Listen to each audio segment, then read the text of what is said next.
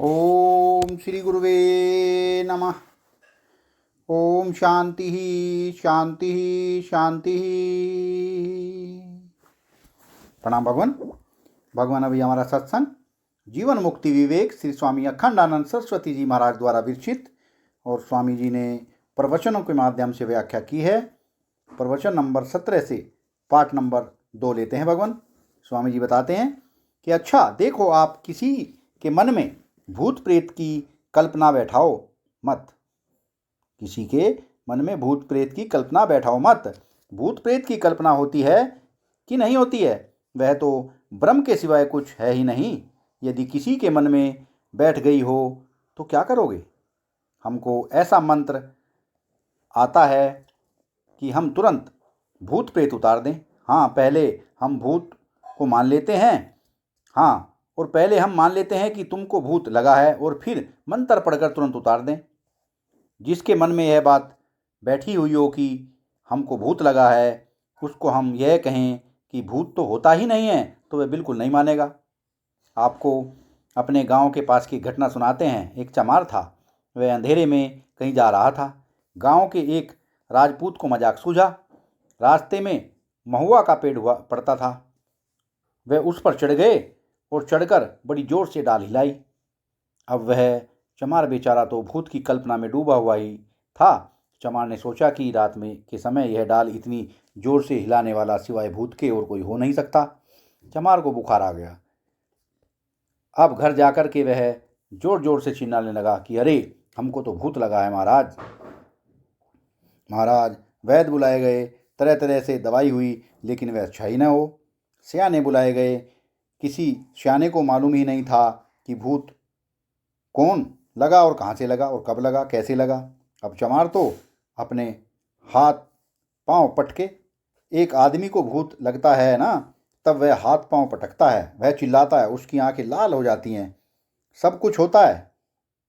चमार की यह गंभीर हालत देखकर राजपूत ने किसी से उसके घर में यह खबर भिजवाई कि ठाकुर साहब जैसे भूत झाड़ना जानते हैं वैसा कोई नहीं जानता है। ठाकुर साहब भी ही भूत उतार सकते हैं। देखो, पहले चमार के और उसके घर के लोगों के मन में श्रद्धा बैठाई और फिर उसके घर में आए। अब घर में आकर उन्होंने भी आंखें लाल की और हाथ पांव गर्म किए। हाँ, सब नाटक किया। बोले, तू क्या समझता है, मैं वही हूँ महुआ की डाल वाला। बोले, तू क्या समझता है, मैं वही हूँ महुआ की डाली वाला। अब तो वह चमार झट से उठकर बैठ गया। बोला, यह सियाना ठीक है, यह पहचान गया कि भूत कौन है और कहाँ से लगा। बोले, हाँ, वही महुआ वाला है ना? बोला, हाँ हाँ हाँ हाँ हाँ। बोले, मैं कहूँगा वह करना पड़ेगा, उतरना पड़ेगा। अब हाथ जोड़। हाँ, जोड़े। अब धरती में नाक रगड़। हाँ, नाक रगड़ी। बोले, अब भाग जा। मैं भाग गया। दूसरे वैद्यों से, डॉक्टरों से, सियानों से उसका भूत उतर नहीं सकता था। जो लोग जैसी मान्यताओं में फंस जाते हैं, उन्हें वैसी मान्यताओं से बाहर निकालना पड़ता है। वाह भगवान वाह। जो लोग जैसी मान्यताओं में फंस जाते हैं, उन्हें वैसी मान्यताओं से बाहर निकालना पड़ता है, ऊपर उठाना पड़ता है, आगे बढ़ाना पड़ता है। पहले मान्यताओं को स्वीकार करते हैं और फिर युक्ति से मान्यताओं का अपवाद करते हैं। आपको इस संसार की आसक्ति की बात बताते हैं। एक आदमी हमसे पूछता है कि हम आसक्ति करते हैं तो इसमें हमारी क्या गलती। हमने कहा कि भाई मेरे, तुम देखो, असल में तुम आसक्ति देना नहीं चाहते हो, अपितु लेना चाहते हो। असल में जिसके हृदय में आसक्ति का उदय होता है, वह आसक्ति के विषय में के साथ बन जाता है, बिल्कुल पराधीन हो जाता है। आसक्ति करो, राग करो और पराधीन न बनो, यह बात नहीं होती है। यदि तुम्हारे चित्त में किसी भी वस्तु के प्रति आसक्ति होगी तो तुम जरूर बंधोगे। क्यों बनते हो? क्योंकि चित्त के साथ मिले हुए हो। भला तुम तो चित्त तो हो ही गए हो एक।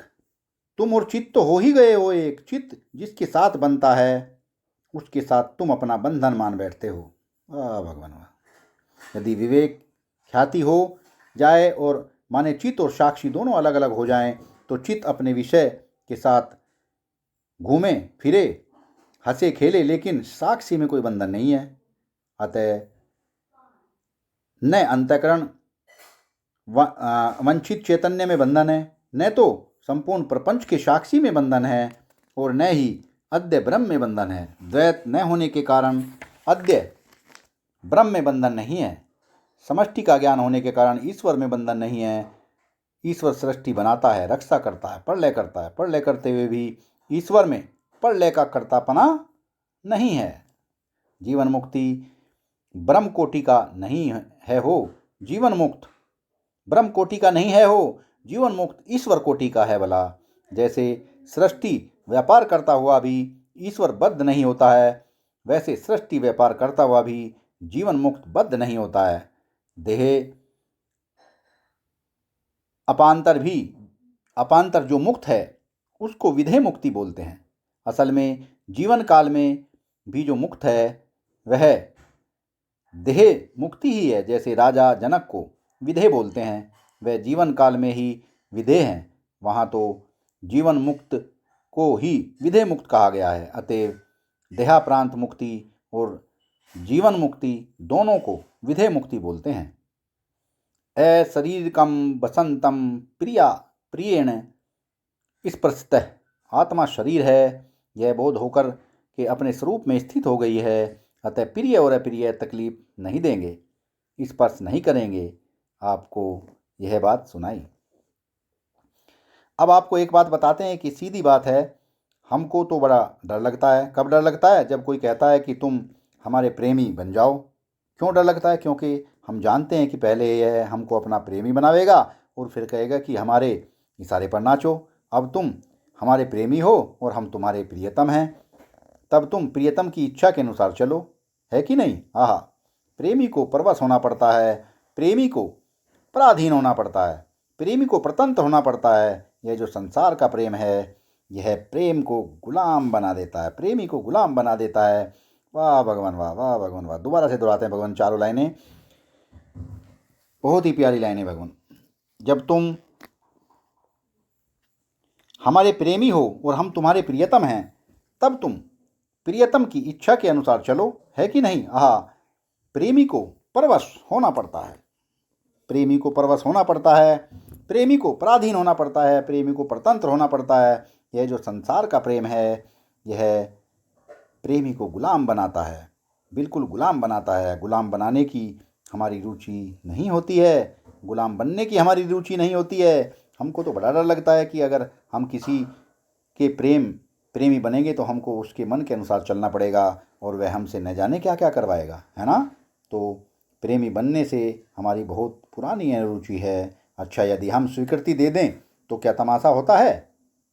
आप लोगों को सुनावें, आप लोगों को ऐसी बात मालूम नहीं पड़ती होगी। आपके जीवन में ऐसे प्रसंग बहुत कम आते होंगे। देखो, एक आदमी आकर हमसे कहता है, महाराज आज स्वप्न में हमको आपने दर्शन दिया और आपने हमको मंत्र भी दिया, है ना? ऐसे कहता है। हम उसको साफ साफ कह देते हैं, हमने आपको दर्शन नहीं दिया, हमने आपको मंत्र भी नहीं दिया। हमारे प्रति आपकी जो श्रद्धा है उसने आपको स्वप्न दिया।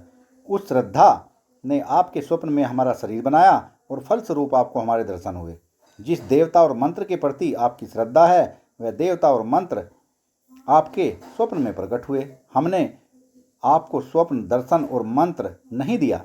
हम साफ साफ बोल देते हैं। महाराज, जब कभी हमने कबूल कर लिया तब नतीजा क्या हुआ वह आपको बताते हैं भला। उस दिन तो उस आदमी ने आकर हमसे कहा, आपने स्वप्न में दर्शन दिया और मंत्र दिया। उसके बाद क्या हुआ सुनो। 4 दिन के बाद या 4 महीने के बाद उसने आकर हमसे कहा, आज तो स्वप्न में आकर आपने हमारे साथ ब्याह किया। अब बोलो, अब क्या कहें? हमने आपको यह स्वप्न दिया कि नहीं?